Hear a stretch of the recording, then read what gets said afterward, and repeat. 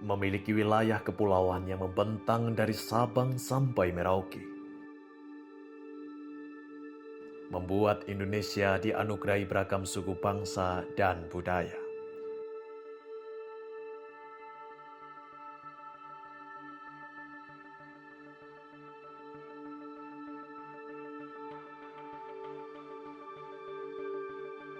Salah satunya adalah kesenian Gong Gumbang.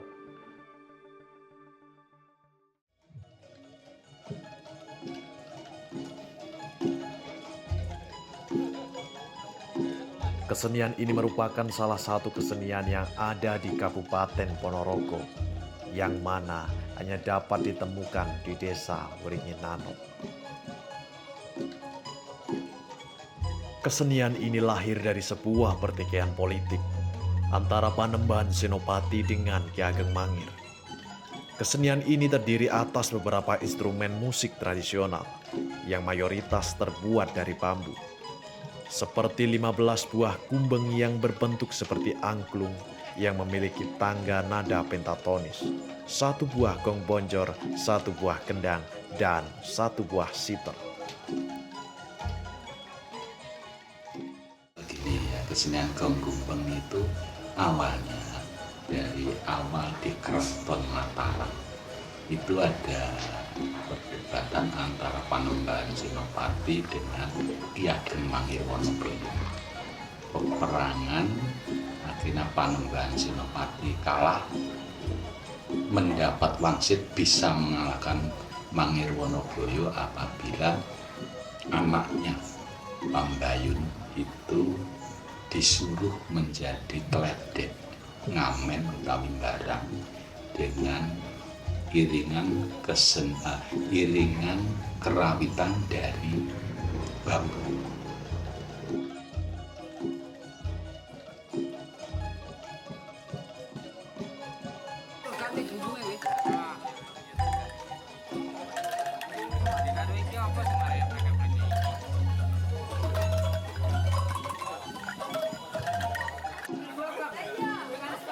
Terjadi sebuah dalam tanda kutip proses konsolidasi politik di kawasan Mataram Islam, di mana Panembahan Senopati, sang empunya yang mengkreasi kesenian ini, itu membuka yang namanya Alas Mentaup di Mataram, yang kemudian sekarang berkembang menjadi Mataram Islam.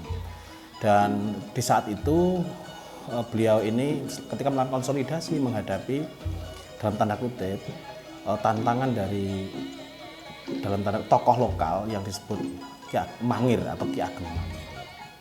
Kemudian Senopati ini dibantu oleh mertuanya, oleh orang tuanya, tepatnya ya, Ki Ageng Pemanahan, mengkreasi sebuah kesenian yang kesenian ini dapat digunakan untuk dalam tanda kutip berkeliling ke desa-desa.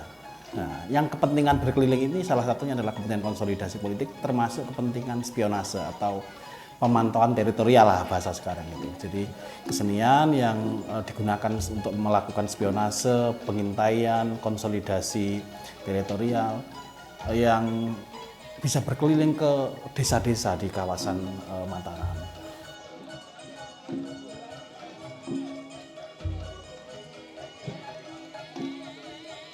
Ya, bentuknya seperti yang kita kenal sekarang, misalnya ada satu penari yang biasa disebut dalam kultur Jawa itu teledek atau teledek ya.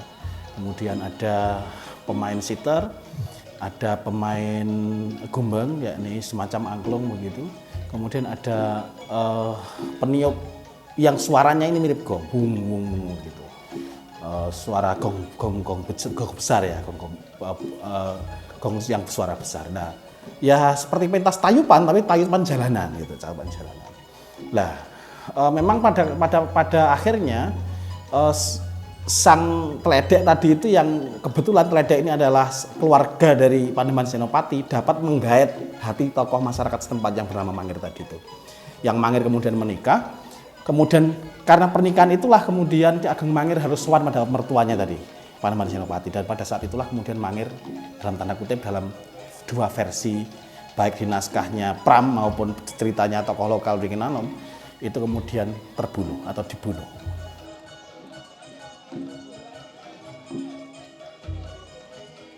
Gumbeng dari asal kata gumbung pohon bambu. Akhirnya gumbeng, atau ada yang mengatakan mubeng. Dan kenapa kok mubeng? Karena dengan alat yang sedemikian rupa dinyanyikan dengan gending atau lagu bisa mubeng atau rap. Dengan alat yang sedemikian rupa akhirnya dibentuk salah satu kesenian atau irama seni bisa mubeng.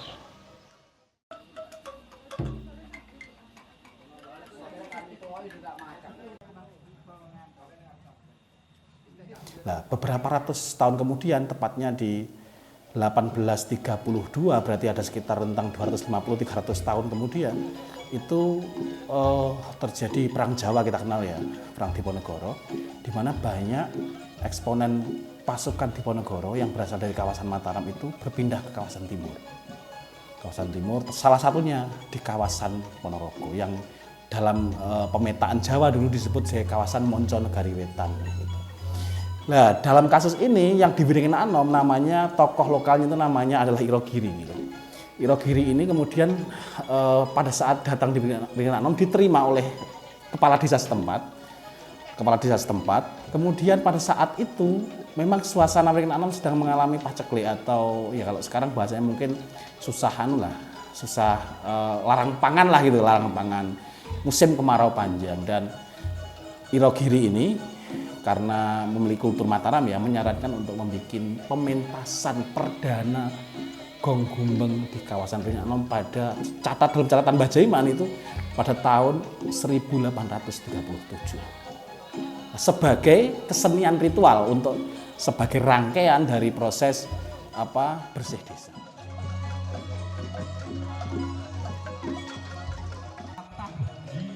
Dari pengalaman itu, salah satu prajuritnya Panembahan Senopati kan takut karena politik kerajaan. Ternyata lari ke Ponorogo, kebetulan sampai di Wiringin Anom. Di Wiringin Anom tahu bahwa Wiringin Anom itu terjadi kekeringan, larang pangan, bahkan terjadi pagebluk untuk warga.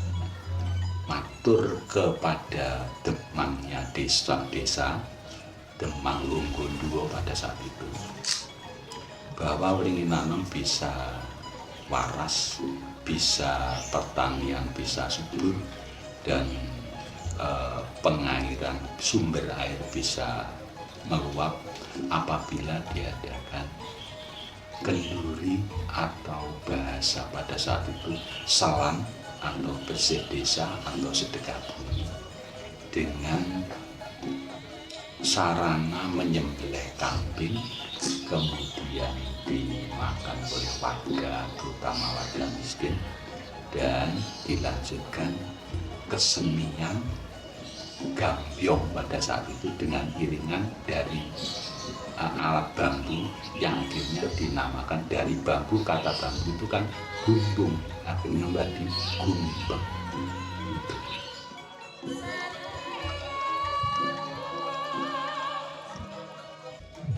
Nah, aktivitas ini berlangsung hingga 1861 dalam catatan. Jadi lurah-lurah setelahnya ini merawat kultur ini hingga tahun 1861 itu ada intervensi dari pemerintah kolonial Hindia Belanda, itu uniknya itu.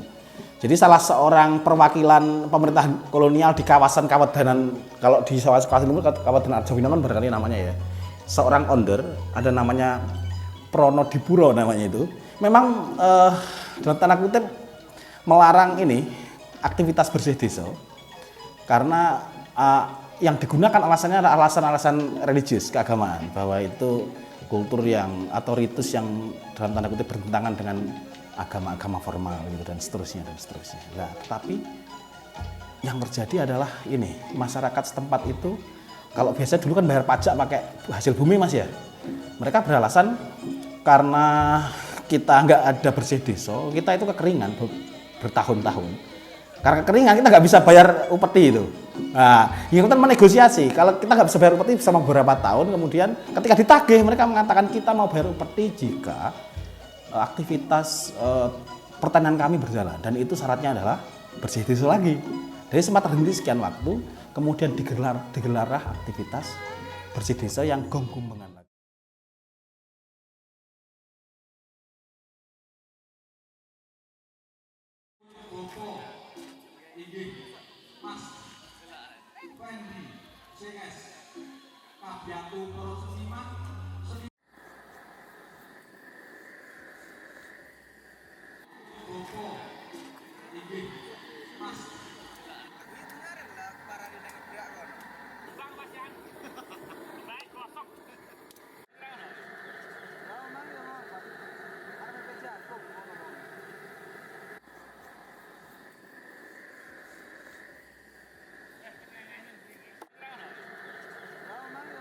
Kesenian Gong Gumbang selalu erat kaitannya dengan acara upacara bersih desa yang diadakan di Desa Wringinanon setiap 1 tahun sekali, tepatnya pada Jumat terakhir di bulan Selo.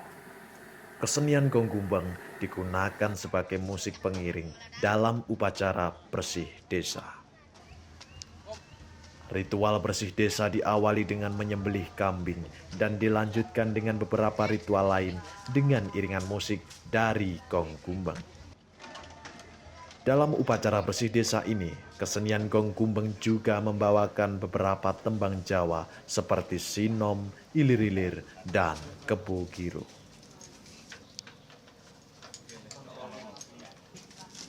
Diawali dengan penyembelihan kambing oleh warga tokoh masyarakat di Sendang. Disembelih kemudian dimasak oleh orang-orang laki-laki itu. Kemudian selanjutnya datanglah kepala desa. Kepala desa datang ke Sendang. Nah, datang ke Sendang itu kemudian ada juga tamu dari kaonderan. Pada saat dulu itu orderan. Tamu ke kaonderan itu menyaksikan, oh betul pelaksanaan adat yang ada di desa ini masih dilaksanakan. Kemudian setelah datang di Sendang, ya katakanlah mungkin salah satunya dari kepala desa tanya pada panitia selang, sudah siap dan sebagainya. Apabila sudah siap, kemudian kepala desa mengajak warga tokoh masyarakat maupun pamong desa yang ada itu ke salah satu tempat sedang yang di situ diadakan ritual doa. Dan juga adat yang dulu ada itu menyebar semacam beras kuning atau kembang ke Sendang. Setelah itu urutan selanjutnya setelah kembali dari Sendang ke tempat sesuatu untuk mengadakan ritual kenduri. Jika sekali lagi itu adat yang dulu memang peninggalannya kenduri. Apa yang dikenduri itu juga yang tadi dimasak oleh orang-orang penyembelihan kambing tadi. Terus setelah diadakan kenduri selesai, nah itulah terus diadakan suko parisuko atau kesenian tadi, tari-tarian yang diiringi oleh seni tradisional Gong Gumbang. Di sekiranya sudah cukup, katakanlah semuanya sudah menikmati kesenian dan sebagainya, dan waktu juga sudah agak sore, akhirnya selesai.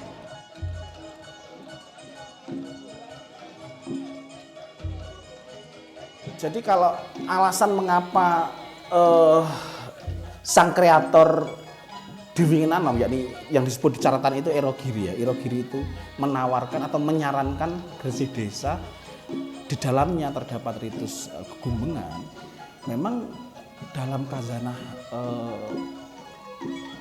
penelitian kebudayaan memang tarian yang disebut gambyong, yang versi orang menyebutnya tayub, yang dalam versi mini disebut kemudian gumbeng karena peralatannya itu peralatan yang kuno tadi yang berbasis bambu tadi itu menjadi kesenian. Memang kesenian ritus kesuburan dalam bahasa penelitian itu. Jadi kesenian yang digunakan kelompok agraris untuk mendoakan, untuk berdoa pada Tuhan agar tanahnya subur.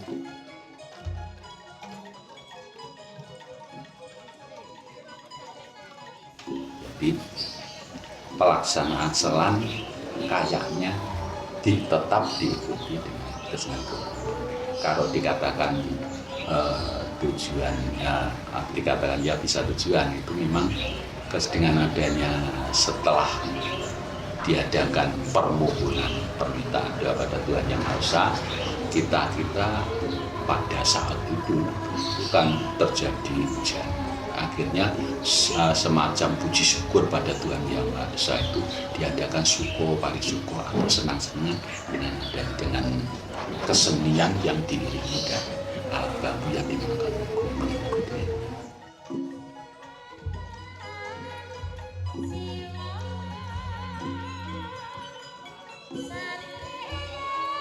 Ritus itu lahir dalam kesenian agraris, ritus kesuburan yang bernama Gambyong. Dalam versi besar ya, kalau di keraton, dalam versi Ringenanom itu kemudian tercipta dalam bentuk pertunjukan atau dalam tanda kutip ritus gumbengan tadi itu atau seni Gongkumbeng.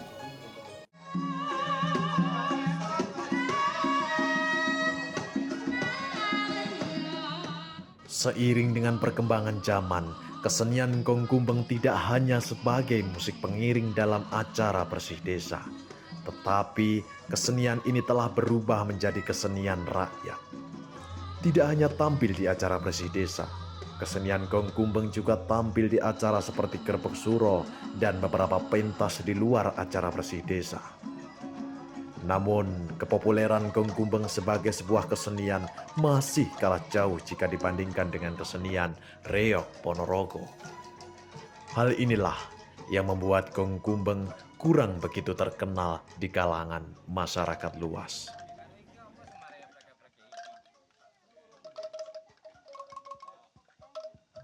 Yang pasti berbeda karakter ya memang. Karena kalau kesenian ritual itu biasanya memang pementasannya terbatas. Di timing waktu tertentu diikuti oleh sekelompok orang dalam jumlah yang terbatas. Beda dengan reog. Yang reog itu kesenian jalanan, objek yang memiliki fungsi-fungsi politis, fungsi mobilisasi, fungsi publik gitu, artinya dia pertunjukan di jalanan, bisa masyarakat terlibat, ikut joget dan seterusnya. Gajah-gajahan juga sama gitu kan.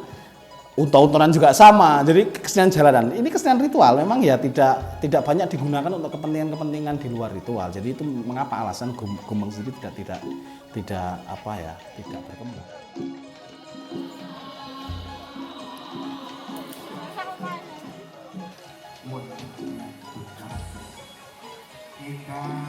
Untuk regenerasi katakanlah bahasanya yang sekarang.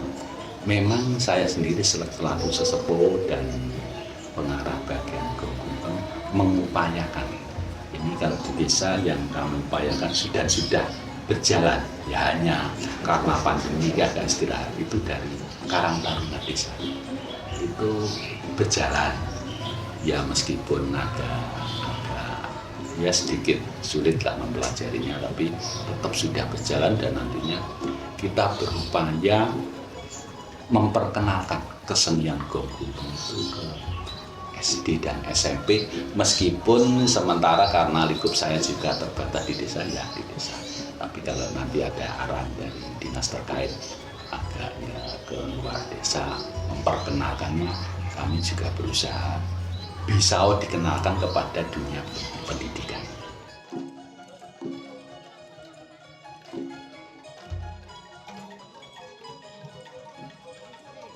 Ya sejauh gini Mas ya, yang membedakan jadi kesenian-kesenian tradisi yang berbasis ritus itu memang dirawat oleh orang-orang yang dalam jumlah terbatas, oleh mereka yang mendapatkan bahasanya itu sanad atau mendapatkan pengajaran dari orang-orang tuanya atau para sesepuhnya, yang beda memang karakteristiknya dibanding kesenian-kesenian yang misalnya reog gitu ya, yang dimana kalau kesenian-kesenian ini lekat dengan aspek-aspek ritus. Jadi kalau saya melihat asal pada masyarakat setempat itu mereka melakukan regenerasi untuk kepentingan ritus yang mereka selenggarakan atau kesenian yang berbasis ritus ini, saya pikir kesenian akan tetap bertahan.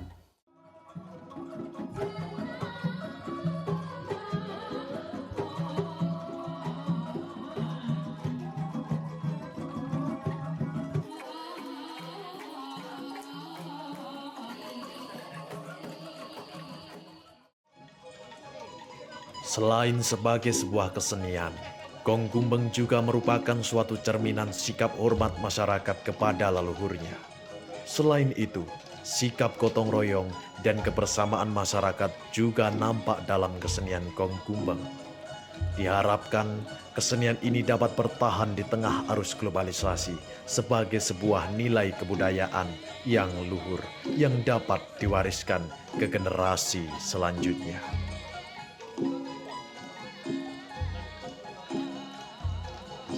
Harapan kami dan saya sendiri, mari kita lestarikan kesenian yang ada di bumi Ponorogo agar menambah khasana budaya yang ada di Ponorogo khususnya. Dan harapan kami, tolonglah kesenian Gumbeng yang memang tahu saya dengan Gumbeng memang bangga. Cuma harapan kami tetap kesenian Gumbeng diakui baik di tingkat kabupaten maupun bahkan di tingkat nasional maupun dunia. Itu harapan.